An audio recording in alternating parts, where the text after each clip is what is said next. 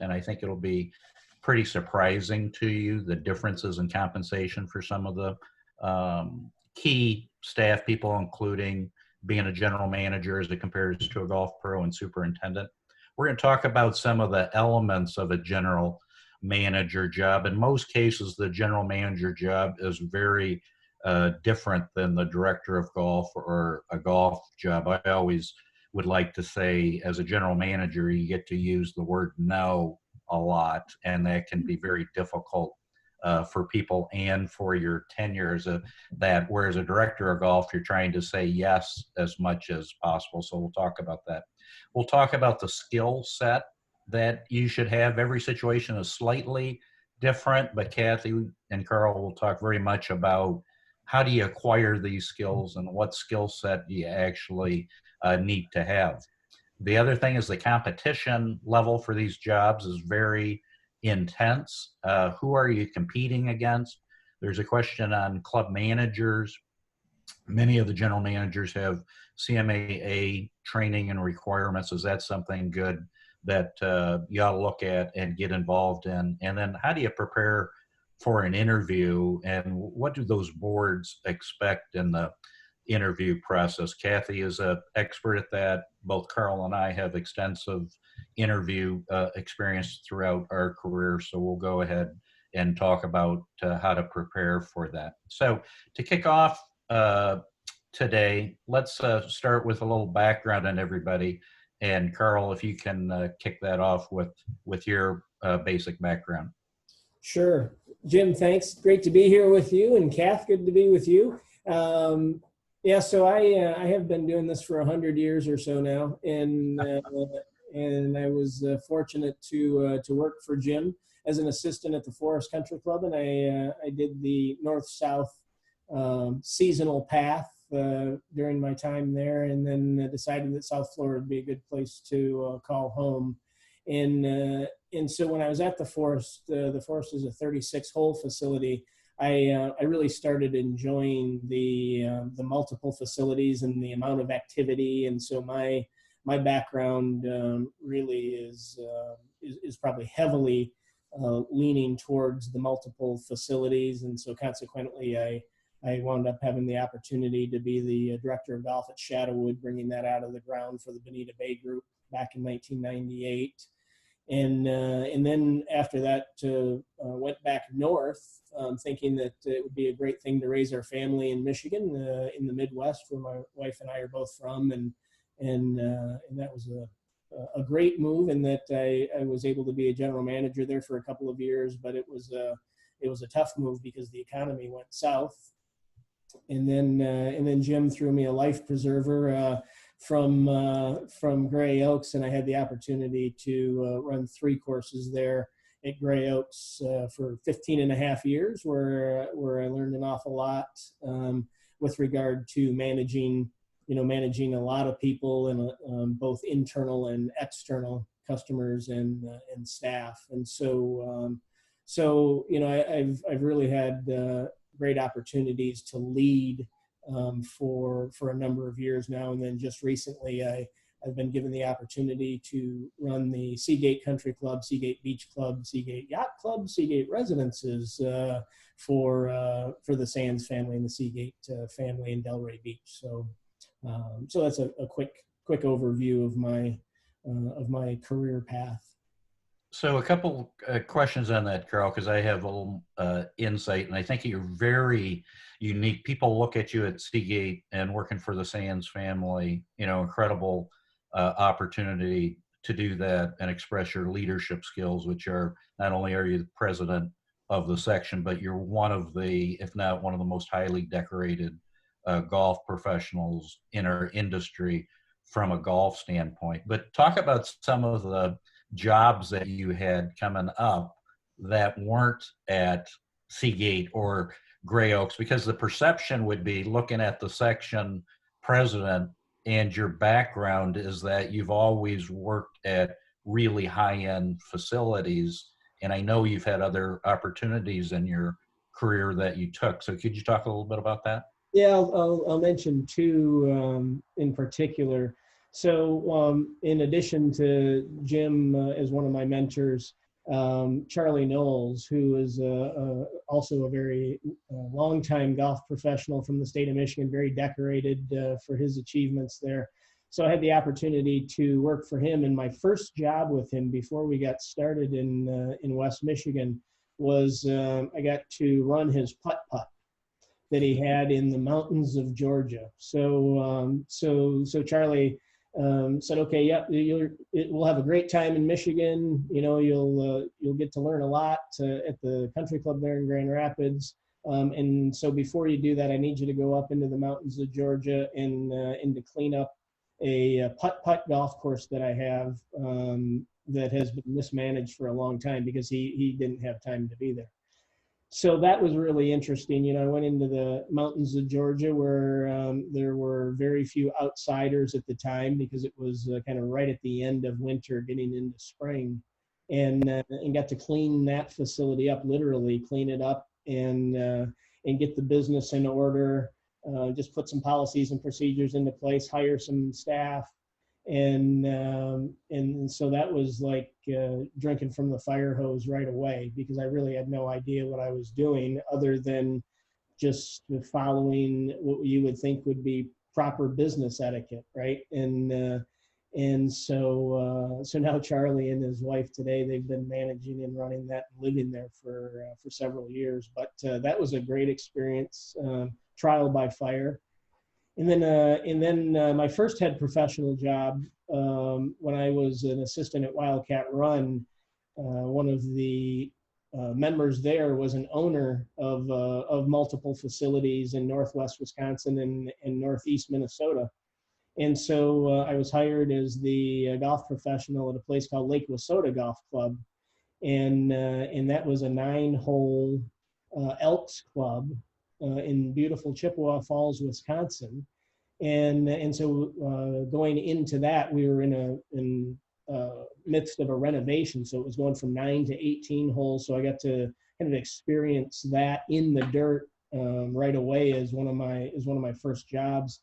And that was a measurable experience because, you know, bringing again a course out of the ground and understanding what it takes to get that functional right away, and for as little money as possible too. In that particular setting, I learned a bunch, and so it was there for a couple of years, and met my beautiful bride Jennifer, and drug her out of there and went to Bonita Springs to open Shadowway. Beautiful. And then you have experience working at an executive golf course also, right?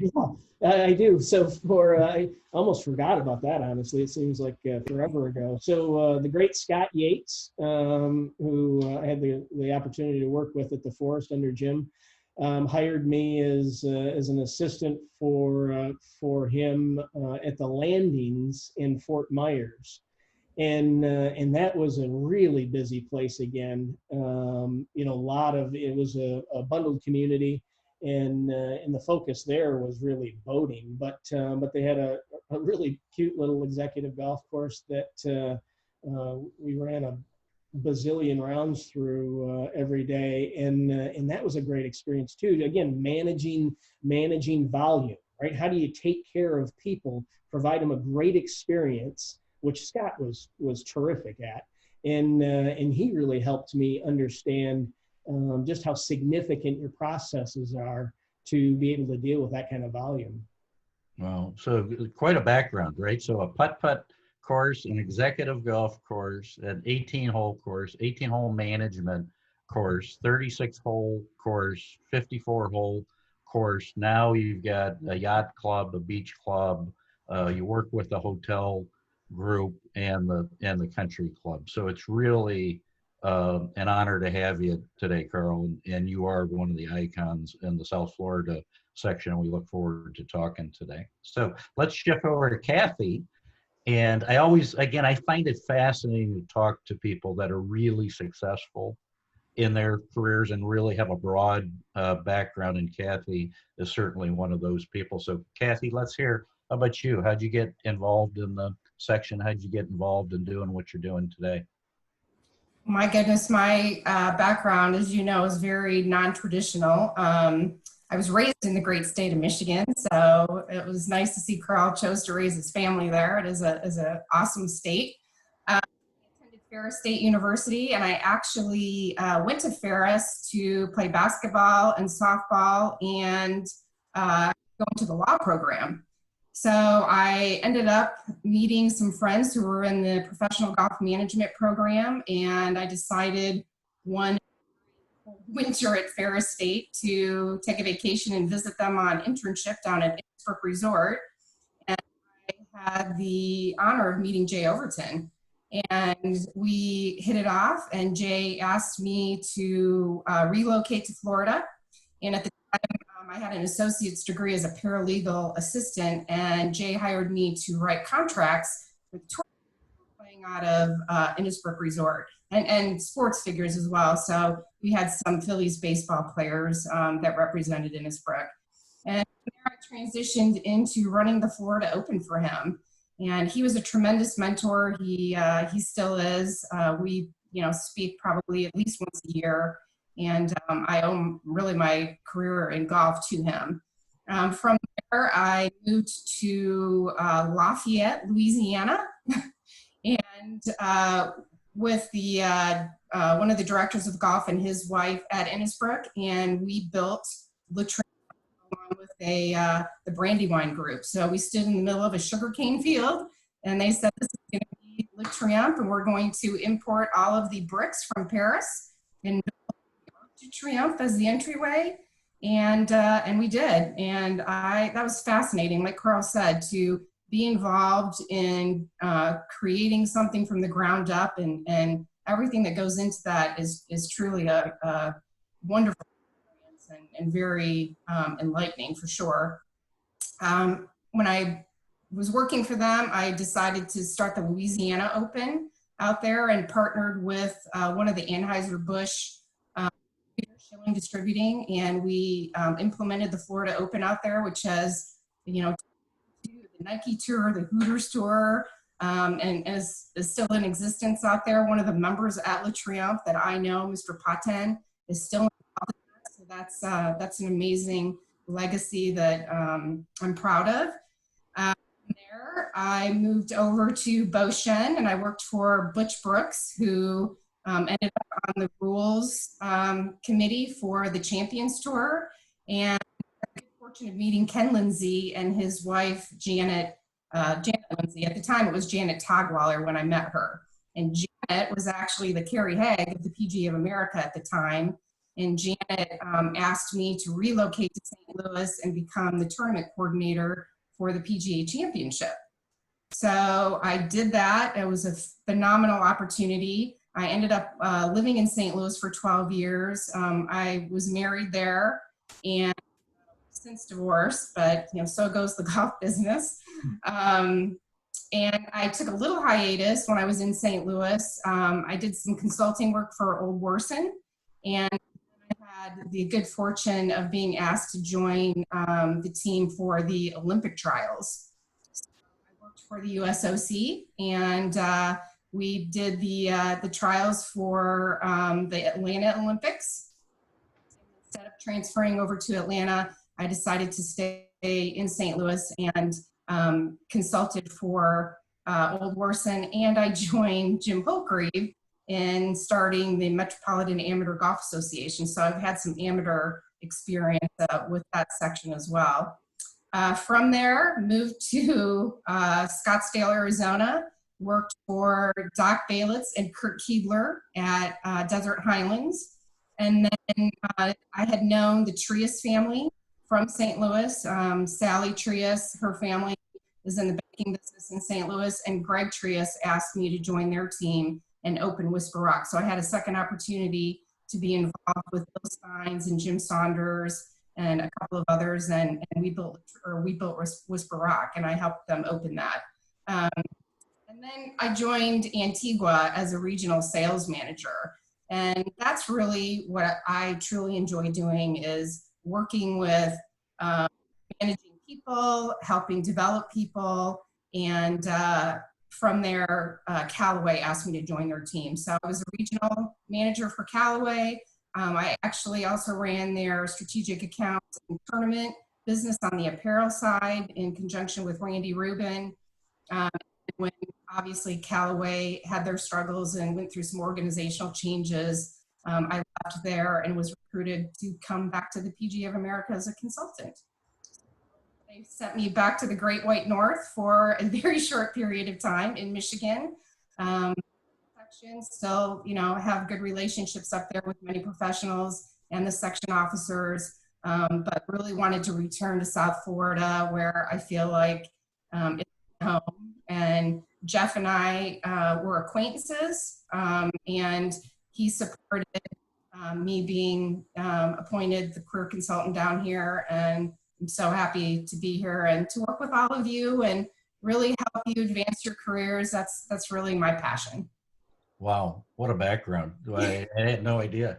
You know, but I think, you know, with both of you, you can see the high energy level and you can see that you went out and did things. I mean, it sounds like you created 3 or 4 significant golf events, working with your law background, with contracts, with tour players coming in. What a great broad range of opportunity. Kathy, could you talk about what you do for the PGA at the South Florida section as the career consultant? How do you help the golf professionals, or what's your job in terms of the section specifically? Yeah, so specifically, we wear a number of hats. We work as a liaison for the section. So Jeff and I work very closely on any employment issues or opportunities. So on the professional side, really working with them to make sure that they have a career plan in place, right? And whether that be starting out in the middle of your career to the end of your career or from the beginning, that's one of the things that I don't think probably the 3 of us ever had. I never really had somebody sit down with me and say, hey, let's plan out what you think your career is going to look like, and let's set some goals. I kind of wandered aimlessly and thankfully had some great mentors and opportunities that, you know, took me in the right direction. But those are choices that I had to make personally, and I really, I don't know that I had a lot of guidance. So I feel like maybe if I had a career plan in place, I probably would have taken the same path, but I may have gotten my membership. At the time when I started in the golf business, I had no idea a female could be a PGA member and pursue that. And I really didn't have anybody encouraging me to do that. Retrospect, loving the fact that I like to manage people and really lead, I may have taken the general manager track.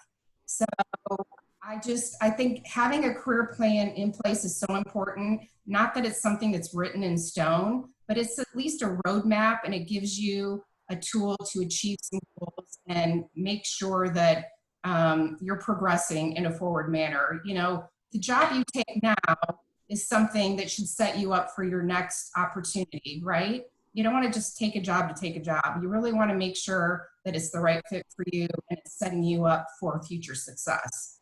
Right. So that's what I do on the, in working with our professionals. And, you know, a lot of times they have personal issues too. So just being an active listener and helping them work through stressful situations that they may be in, whether it be professional or personal, and offering some guidance for them. You know, we have some resources at PGA headquarters through hotlines that can be helpful as well. And just being a good listener and a good friend. And then on the employer side, I work directly with all sorts of facilities, right? From municipal government facilities to high-end private, working with general managers and boards to make sure that they hire the right personnel. And both of you know, as a general manager, it's so important to make sure that your hiring decisions are really good and you put the right people in the right roles so that you're successful, the facility is successful, and they are successful also. So that is my role with PGA of America and the section. Okay, thank you for that. My background is not quite as diverse as those 2 that you guys have. I'm a little more traditional in that, but I also started in Michigan. So I started at a club called the Moores Golf Club, which is up in Portage, which is outside of Kalamazoo. And I worked there a couple of years as an assistant golf professional and got to know one of the members there on the first day that I actually worked at the Moores. The very first customer that I waited on needed a pair of Sanzabelt pants, if you remember that. And my family had a department store growing up, so I could, at those times, in those days, you would fit the customer for the pair of pants. Well, that particular customer's name was Bob Hagan, and he had a condo down at the Forest in Fort Myers, and he got me a job, a seasonal bagroom job down at the Forest. So I went back and forth for a couple years, and then took, climbed my way up the ladder there. The club turned over while I was there, and I spent 17 years there, but about 10 years into it, they were rapid firing the club managers, and it was just going to be to the point where it was going to impact my family because we owned the golf shop at that particular time. So I had a great background training at the Forest. That Carl, that's where I had met Carl there, and we ran the golf shop there. And they paid me $19,000 a year as a director of golf there, and we kept the profit from our golf shop sales. And my wife worked in the shop. We had our kids in the shop, and really created a really close family element there. And it was great training for me because we did all the billing, all the buying of the merchandise. All the staff that worked for us got to see that and participated in that. So to make that leap to general manager there was fairly easy because I had been there probably the longest. And as I look forward, it just created opportunities, I thought, for my family and my income. And we'll talk a little bit about that as we go forward.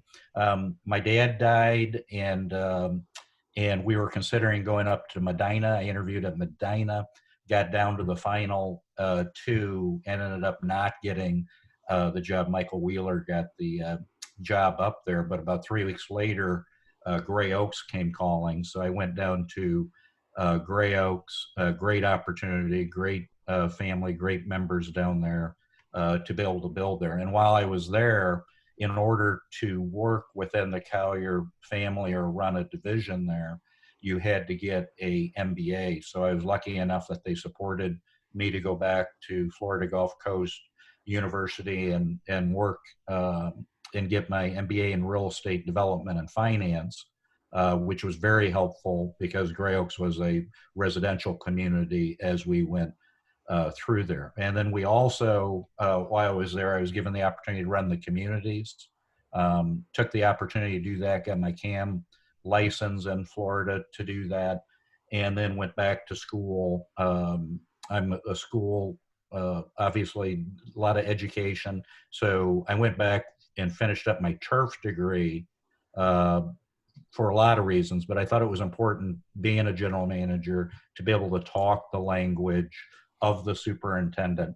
And the funny part about it was my turf degree, which is a 2-year degree, took the longest for me to actually get because I took one class a night on Monday or Wednesday night for 6 years in order to go through that. And the good thing is I went through 3 rotations.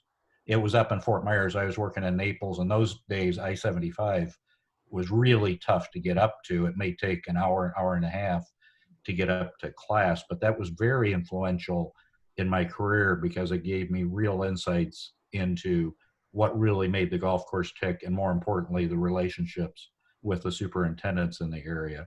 And then when that was complete, I took a couple years off and then found a program at Iowa State that I could focus in on golf and get my PhD really in surveying and data analytics. After Gray Oaks turned over and we ran it for the members, I wanted to do one more thing in my career, and I was either going to do another development and or look at something else. And I came upon Club Benchmarking, which is a data analytic company.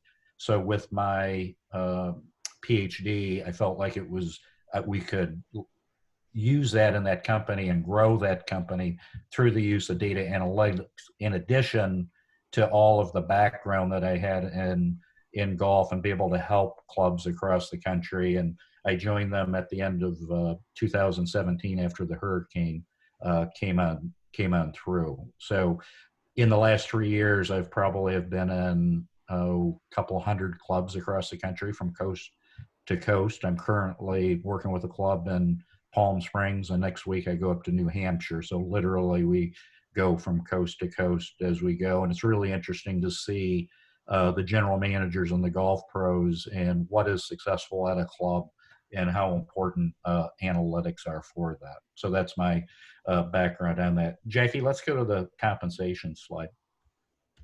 So one of the areas that we would want to look at, or that I looked at in becoming a general manager, was the compensation.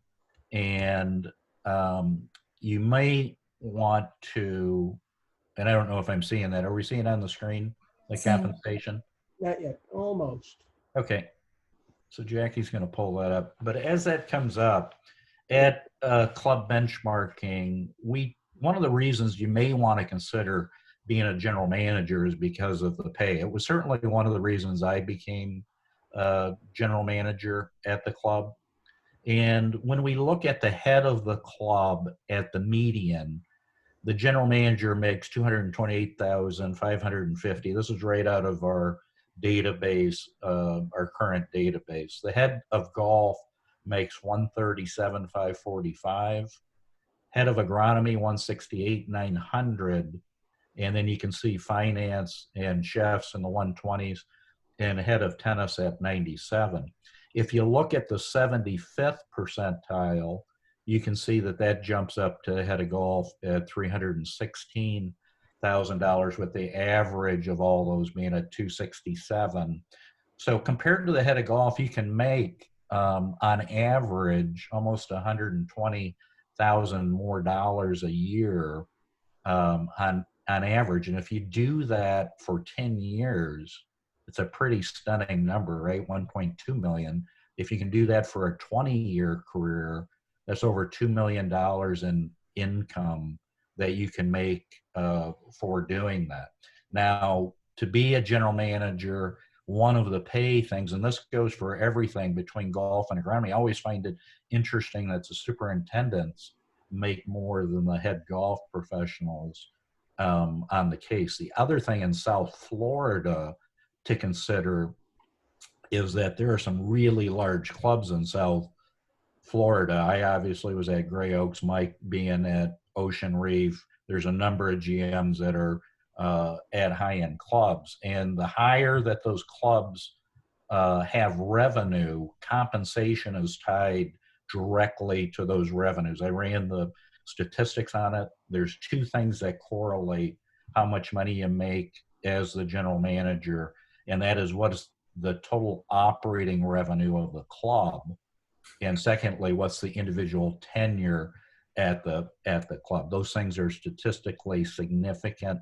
The other issues that we ran were not in that sample set, which is that 280 that we have here. So in some of the bigger clubs, you may, that number may get up to 500,000. On our east coast of Florida, many times the newspaper runs the compensation for what the general managers make, because some of the combined HOA, POAs, they're required to post that up. So sometimes that gets published in the paper. So at the bigger clubs, you can make, in some cases, north of $500,000 at one of the bigger clubs. So it's a significant part of that. Now, the other side of that is what I talked about originally, which is you get to say no to people.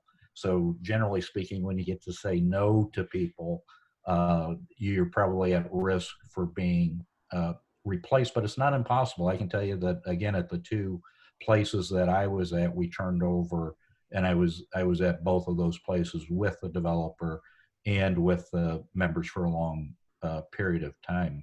But it's very interesting when you look at the pay scale and what it would mean to your family. And one of the considerations that you ought to consider in terms of what that is and where the direction of your particular club or where the direction of the industry is going.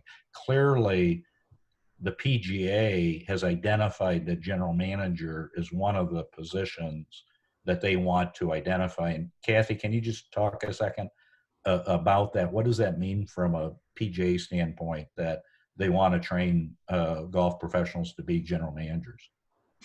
Well, obviously, if we can get more PGA professionals into that position, we have a better opportunity to affect compensation. We have a better opportunity to create that succession plan and really develop a better training program for those who want to advance. Obviously, when you belong to an organization such as the PGA of America, it's a fantastic, what I call fraternity sorority, and you're going to support each other and be each other's advocates. So we definitely want to see more PGA professionals in the general manager role.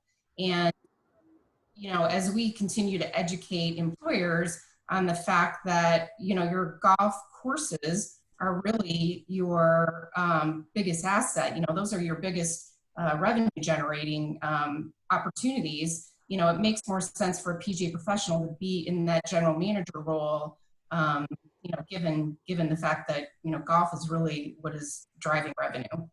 Right, exactly. And Carl, with your background, you're one of the few people that I know that has been a director of golf, a general manager, back to a director of golf, back to a general manager. So what are the pros and the cons of being a general manager? Yeah, so initially at the first facility I was at, which was a small private club in Grand Rapids, Michigan, called the Railside Golf Club. I wasn't prepared mentally, certainly, to really to say no as much as you have to say no, and as many times as you have to be the final line in the sand. And so when I took that role, it was really family oriented and less professionally oriented, I would say, at the time. And so when I had the opportunity to go back to golf exclusively, I jumped at it. Not only was it a great facility, and again, working with you, Jim, but it was an opportunity to say yes again, right? And so that was a big deal to me. What is that now? 17 years ago. And so, but then advancing in my career and as you age, your interests change. And so as I had the opportunity to hire people and grow people and learn about the club industry more in depth and to learn from some really great department heads that I've had the opportunity to work with over the years, it became evident that I wanted to do more. And so then when the Seagate opportunity came up, I was ready. I knew all that I needed to know to dive into that role again, and understanding how significant it is for the general manager. Yeah, you're saying no, but really what you're doing is you're protecting the club and you're protecting its assets, and you're protecting the other members who are there to enjoy that experience. So again, mentally, I just wasn't ready to be in that role like I wanted to back when I went into to Michigan. Yeah, I had a similar experience. I interviewed with the Tournament Players Club up at Yasna Polana. And the first time I went through the TPC general manager book, I was like, whoa, I'm not so sure I can do that. And then I interviewed with them again. And that interview process was really showed me both from what my personality, they did a lot of personality profiling there. And Kathy will talk a little bit about that later. Carl, what's the pros in your world, in your view, of being the club general manager, and what are some of the cons besides saying no? What do you like best about being a general manager, and what don't you like about being general manager? Yeah, I've always said that in this industry, what I like the most are the folks, right? This is, it's all about the folks. Well, that has changed from the members and the guests that I like the most to now internally to the team. I love working at putting together a team that work well together, that have skill sets necessary to fill the roles of the need of the club, and so that's what I enjoy the most. It's really building a team, and then getting to see them flourish with the operation. Certainly, I'll challenge them a lot on how their operation is going to work and look and feel, but really identifying somebody that's a great fit for a particular need at the club. So that's what I enjoy most. The negative, I think, is probably what we all go through. Yes, this would be a great industry if there were no members, right? But when you're dealing with people who are irrational and have no understanding of why you do things the way you do them, and really have no interest in understanding why, and so unfortunately, when you're the general manager, you often have to make decisions about those type of people, whether or not they're going to continue to be somebody that's going to be at your facility or not. And those are decisions that are you don't want to have to make, but they're important to protect the asset of the club. So. Right.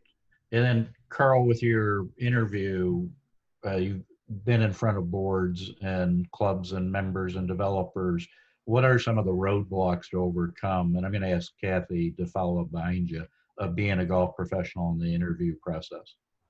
And so would you say in that, Jim, you're asking in the general manager role? Yeah, in the general manager role. So Yeah. a lot of times when I was interviewing, there were times where I did not tell the club that I was a PGA member, certainly did not lead with that, because in some of the jobs that I was interviewing for at the time I was interviewing, there's a perception, a PGA perception, for example, that maybe you don't know food and beverage. Right. So in your experience, you've, I'm sure, had roadblocks to do that. What are some of the roadblocks that you've seen in the interview process when you've interviewed for a general manager? Yeah, and that's exactly right. When you come out with you're a PGA member and you've been a PGA professional for a number of years, the first thought is that you know nothing about food and beverage, right? And so certainly, I have not been in the back of the house ordering food and preparing food, nor have I been in the front of the house organizing staff to deliver the service and do those types of things. But again, I've been around the business for an awful long time and have seen success and have seen unsuccessful operations, and there's no question that leadership is the key to success in both of those areas, back of the house and front of the house. And so when you let the board know that you understand what it takes for success, you have a chance. But the fact that you don't have the experience in it will often put you second, third, or fourth to maybe those that have had that experience. Great. And Kathy, I'm sure that's a question that you get asked a lot or have views on. What's your viewpoint on that?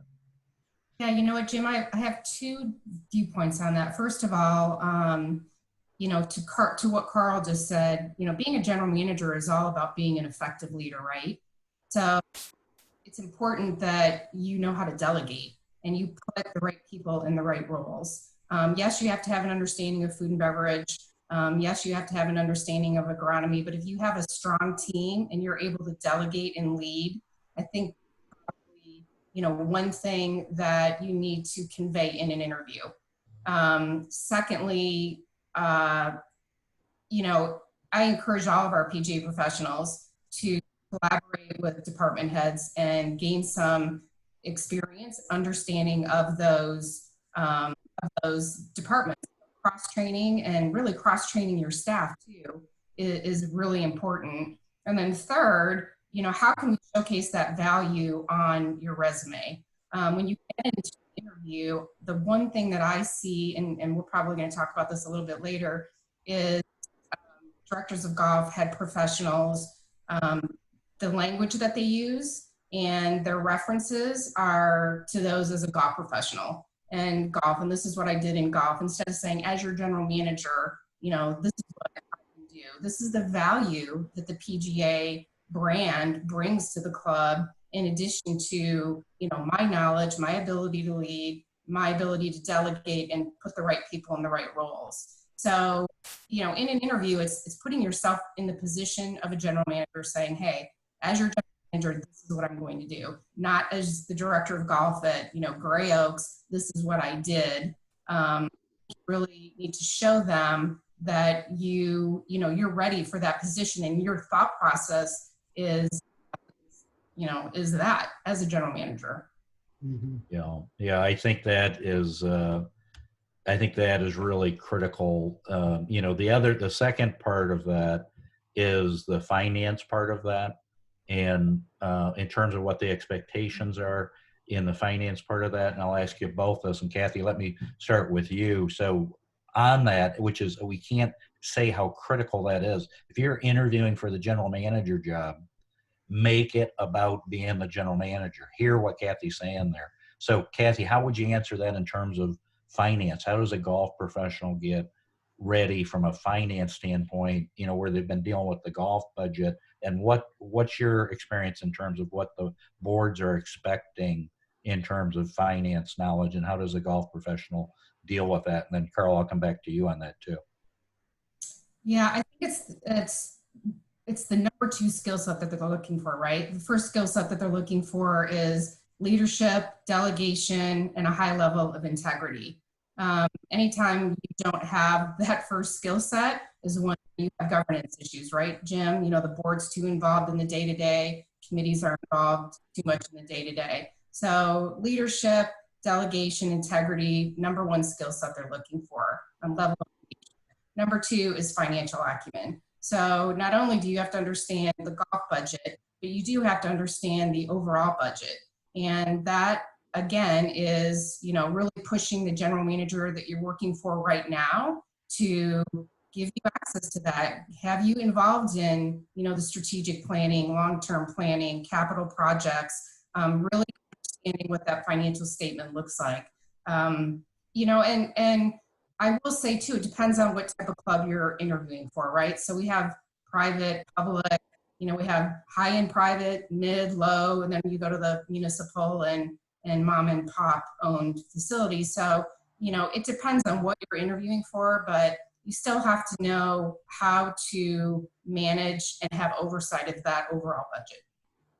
Yeah, absolutely. Carl, what tools do you use, and how do you prepare yourself for that?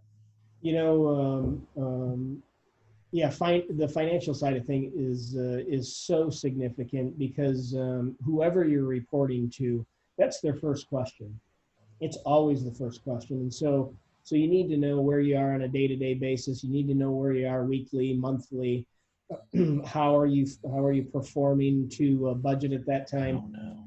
And I would tell you, I think it's, yes, you've got to have a great tennis pro, and yes, you've got to have a great golf pro and a great superintendent, but you have to have a great director of finance wherever you are, so that they are giving you the tools necessary to keep you up to speed. You've got to have a great dashboard that you can quickly refer to. And then you also have to make certain that all of your department heads are singing out of the same hymnal as well, so that they're able to understand where they are on a daily, weekly, monthly basis. So your finance team, arguably the most important team that you have, so that you can answer to those that you answer to very quickly, and be able to pivot when you need to pivot. There's just so many times when you think you're going to be going down a particular road, but the business or the market is all of a sudden shifted, and now you have to shift your financial requirements as well. So yeah, it's very, very significant.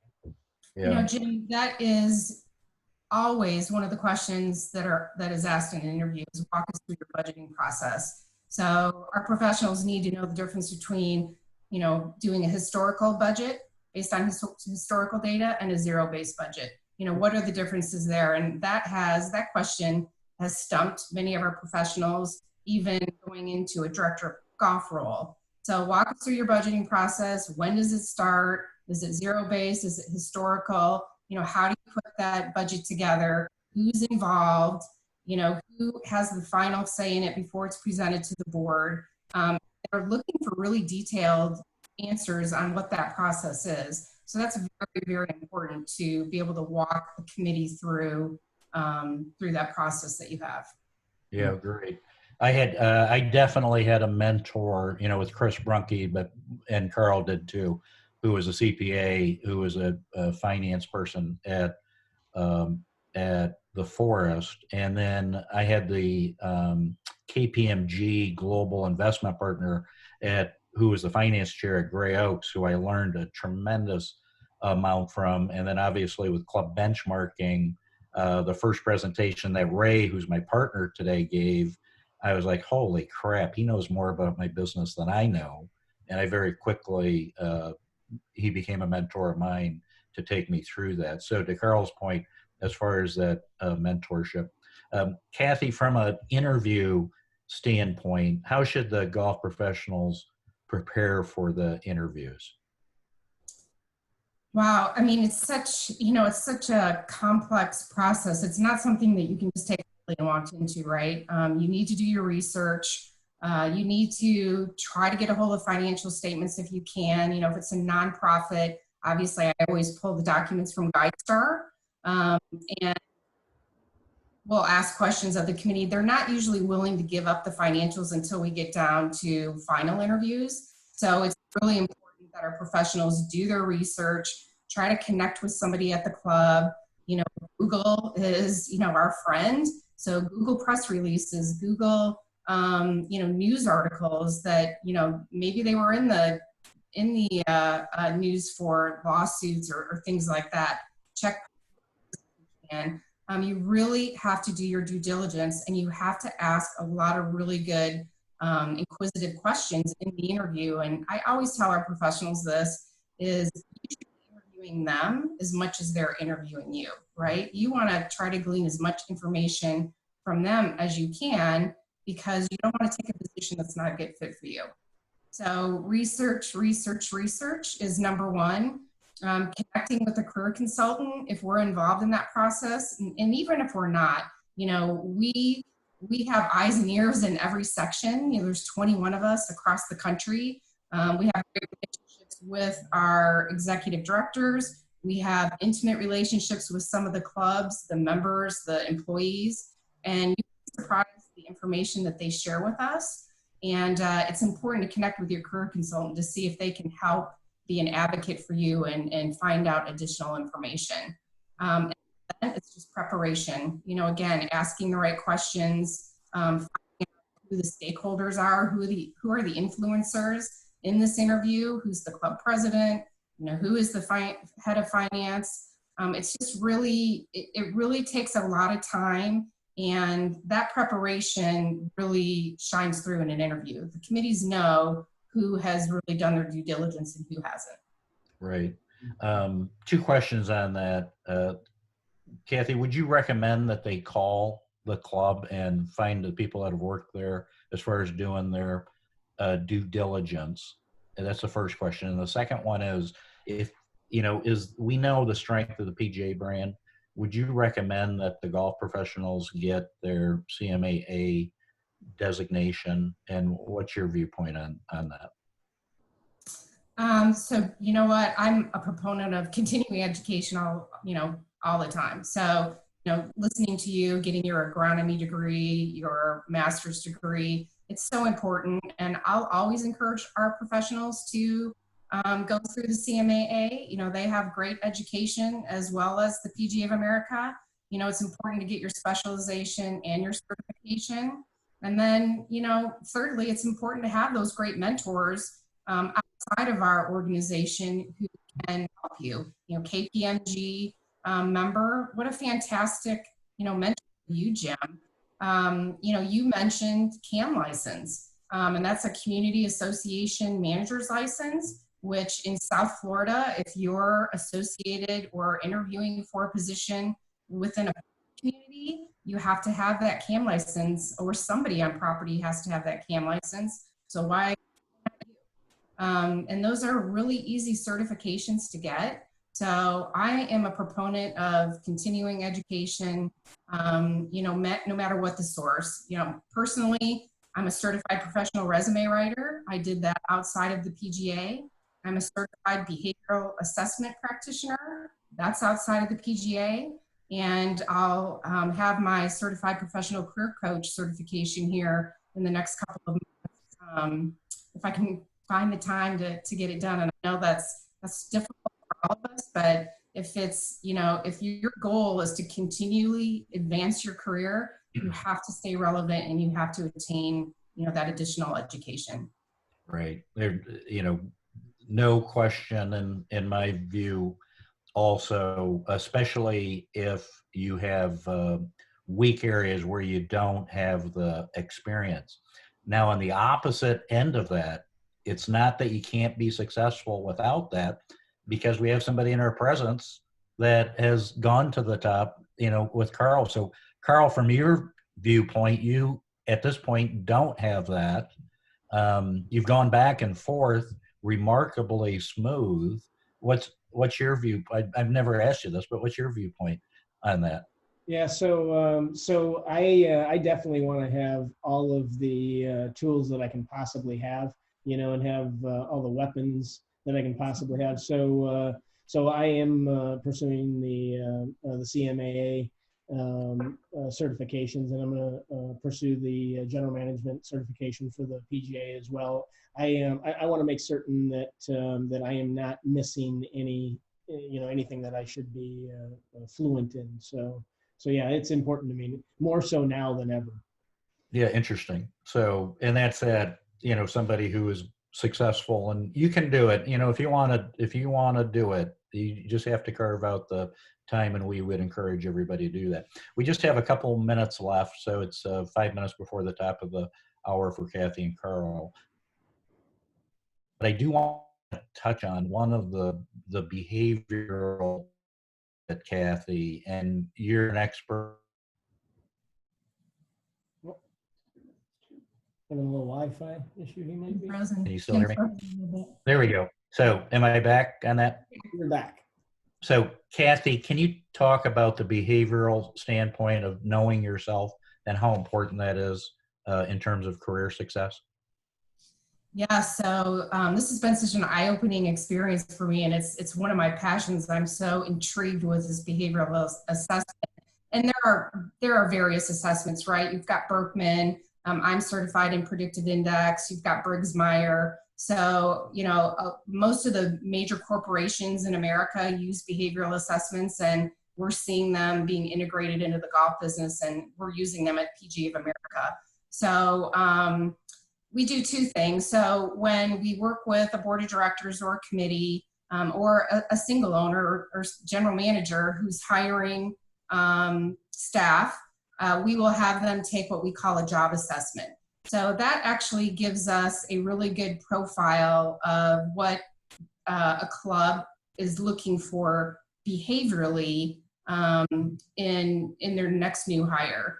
And then we have candidates take a behavioral assessment as well. So the predictive index is all about workplace behavior.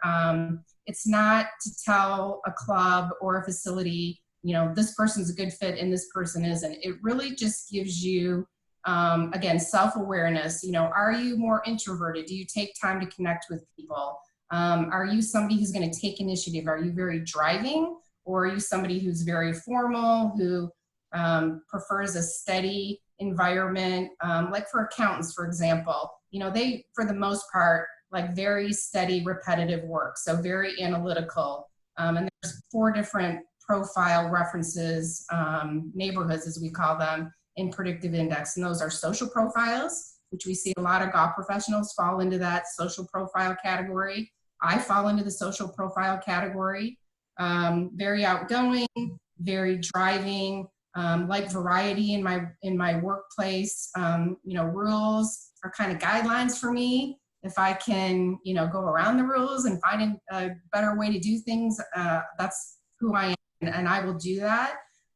So what is the club looking for? Are they looking for somebody where they're okay with that, innovation, driving change, or do they want somebody who's really buttoned up, formal, and is going to adhere to processes? So these assessments can help us identify candidates who fit this profile. And again, we'll never tell a club that this person can do it and this person can't, right? We just want them to know, hey, if you hire Joe, this is what you're going to get from him. He's very outgoing. He's going to think through things. He's going to drive change. Or if you hire Jim, you're going to get somebody who's a little more introspective. They're going to appear more calm. They're going to take time to connect with people because they're really trying to analyze and figure things out. One of the things, and I don't know if Jeff Lofstad's sitting next to you, Carl, but Jeff and I laugh about this because when I first came to the section, he's very different than Kevin Helm up in Michigan. Kevin has a social profile, so he and I would sit down and really talk things out and solve problems, and that would annoy Jeff, to have me come and sit in Jeff's office and say, okay, here's 10 things, Jeff, and I need an answer in the next 2 minutes. He would be like, get out of my office. He doesn't have that profile. He likes to really analyze and think things through and make sure that the answer that he's giving is correct. So the fact that I know that about Jeff, I know how to better communicate with him. And I know that I need to give him time to give me an answer. He's not going to give it to me immediately, and vice versa. I mean, he knows that if he runs something by me, I'm going to have to talk it out. And I'm a really quick decision maker. And I'm one of those people that let's just make the decision. And if we have to tweak it along the way, we'll tweak it, where he's not like that. So having that understanding of each other and the self-awareness is very helpful in managing people and communicating with each other. And I highly recommend it for, clubs, just for their staffs. And I know, Carl, you've used Berkman. And again, they're great resources. They're great tools.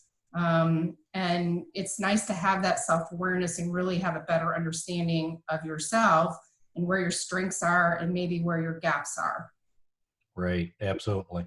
Well, thank you. We're at the top of the hour, and just to kind of review a couple high points. So should you consider it, both Carl and I would say, as people that have done it, and Kathy, who advises people, it's something you should consider. Financially, it can mean 7 figures to your family over a career standpoint. And 2, if you like to lead, Paul said in the chat, great leaders mentor and build confidence and set expectations. And I think that's absolutely what being a general manager is. You've got to get prepared to do it. You're not going to get hired if you don't take the initiative to do it. Interview well. Make sure you have great answers on the food and beverage. Jump in on the food and beverage. Know what your financial aspect is. Know how to read the balance sheet and the income statement. Know what your personal profile is, and that's all available through Kathy in the section office. So thank you for that. You can contact all of us, either myself at Club Benchmarking, Kathy and Carl at the section, or Carl at Seagate, where he's at there. So Carl, any closing thoughts? No, I certainly think that, as leaders of typically large departments, golf professionals have the opportunity to take the next step. And if you feel like, you're ready for that, and, I would love to talk to you about it. And so don't hesitate to reach out to me, and certainly I love to chat and see if that's something that makes sense for you. Great. And Carl, thanks for all the time you donate to the PGA. We were talking before that, it's going to be 10 years by the time you get out of there. So really incredible. And thanks for being a leader that we can all look up to and try to be like. I mean that sincerely. Yeah. Kathy, any final thoughts? No, I think all of our PG professionals have the capability to be a general manager if that's what they want to do. And again, great resources here at the section and at headquarters. Please don't hesitate to reach out, and anything that we can do to help you advance your career, that's what we're here for. So thank you to both of you for being great mentors and advisors to me as well. Okay. All right, Jackie, back to you. All set. Thanks everybody for participating today. Bye. Thank you, everyone. Thanks, Jim. You bet. A lot of comments coming in.